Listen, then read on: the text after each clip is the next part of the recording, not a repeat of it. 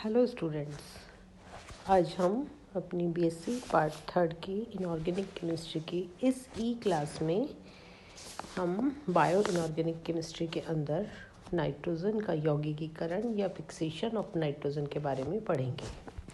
तो नाइट्रोजन का यौगिकीकरण या फिक्सेशन ऑफ नाइट्रोजन क्या है? तो वनस्पति एवं जीव जंतु जगत के जीवन में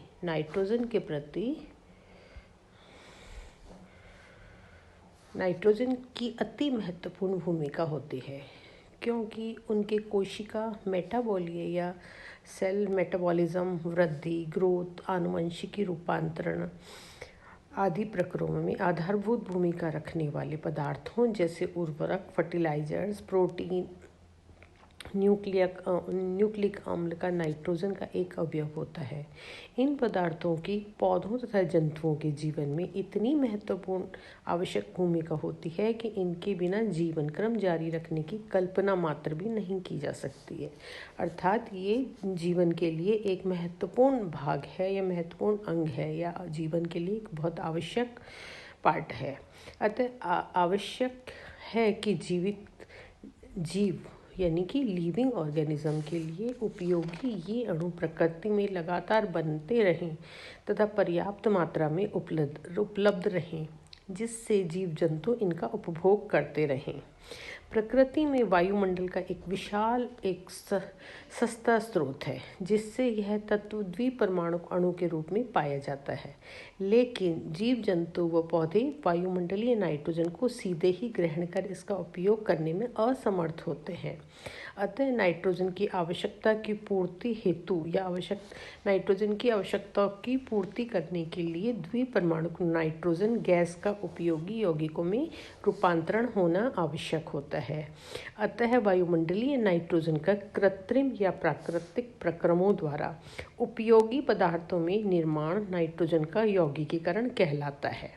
तो हम जो बात कर रहे हैं फिक्सेशन ऑफ नाइट्रोजन या नाइट्रोजन का यौगिकीकरण क्या है, तो वायुमंडल नाइट्रोजन का कृत्रिम या प्राकृतिक प्रक्रमों द्वारा उपयोगी पदार्थों में निर्माण नाइट्रोजन का यौगिकीकरण या फिक्सेशन ऑफ नाइट्रोजन कहलाता है।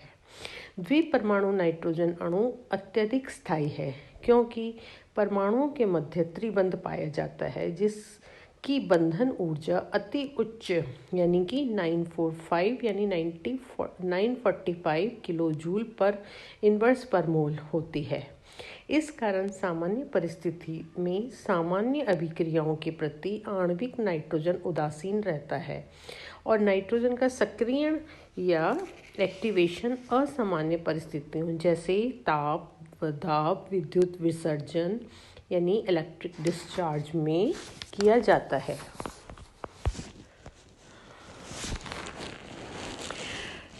है। उद्योगों में रासायनिक अभिक्रियाओं के माध्यम से वायुमंडलीय नाइट्रोजन को सामान्यतः अमोनिया, अमोनियम लवणों, नाइट्रेट तथा यूरिया में परिवर्तित कर लिया जाता है।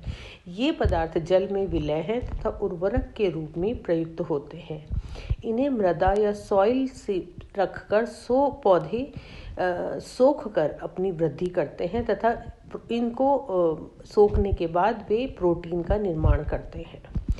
अब हम नाइट्रोजन साइकिल या नाइट्रोजन चक्र किसे कहते हैं इसकी बात करते हैं। तो कुछ बैक्टीरिया तथा शैवाल, एल्गी मृदा, सॉइल तथा जल में विद्यमान रहते हैं। ये भी नाइट्रोजन को सीधे ही उपयोगी नाइट्रोजन यौगिकों के परिवर्तित कर देते हैं, जो मृदा का भाग बन जाते हैं तथा पेड़ पौधों द्वारा सोख लिए जाते हैं। वनस्पतियों का सीधे ही उपयोग करके जीव जंतुओं द्वारा अपनी नाइट्रोजन की आवश्यकता की पूर्ति कर ली जाती है। मृत्युपरांत अनेक अवयवों के अपघटन पर सड़ने से अमोनिया मुक्त होती है, जो नाइट्रीकरण बैक्टीरिया या नाइट्रीफाइंग बैक्टीरिया के लिए पोषक का कार्य करते हैं। ये बैक्टीरिया दो प्रकार के होते हैं। वे जो अमोनिया का अवशोषण कर NO2 में परिवर्तित कर देते हैं, अर्थात NH3 ये देता है NO2- रूपांतरण करते हैं। वे जो नाइट्राइट को नाइट्रेट में परिवर्तित कर देते हैं, अर्थात NO2 से NO3 बनाते हैं। इस प्रकार नाइट्री कारक बैक्टीरिया की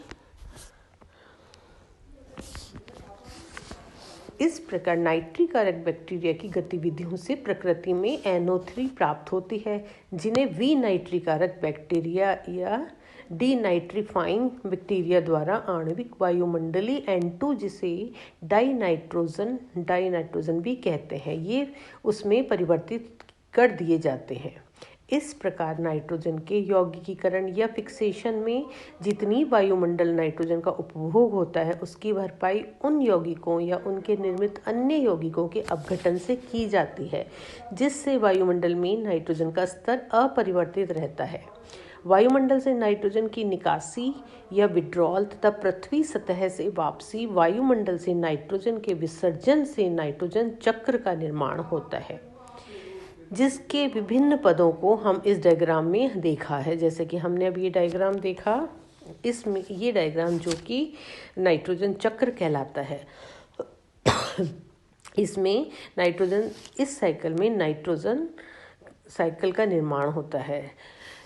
इस नाइट्रोजन चक्र में उन प्राकृतिक प्रक्रमों का समावेश किया जाता है जिनके द्वारा वायुमंडलीय नाइट्रोजन का वनस्पति जगत के लिए उपयोगी यौगिकों में रूपांतरण स्वतः ही होता रहता है। उदाहरण के लिए नीली हरी शैवाल यानी कि ब्लू और ग्रीन एल्गी, जो अक्सर पृथ्वी, मृदा तथा जल में पाई जाती है, तथा कुछ प्रजाति व बैक्टीरिया वायुमंडल में उपस्थित स्वतंत्र आणविक नाइट्रोजन का यौगिकीकरण अमोनिया तथा प्रोटीन में कर देते हैं।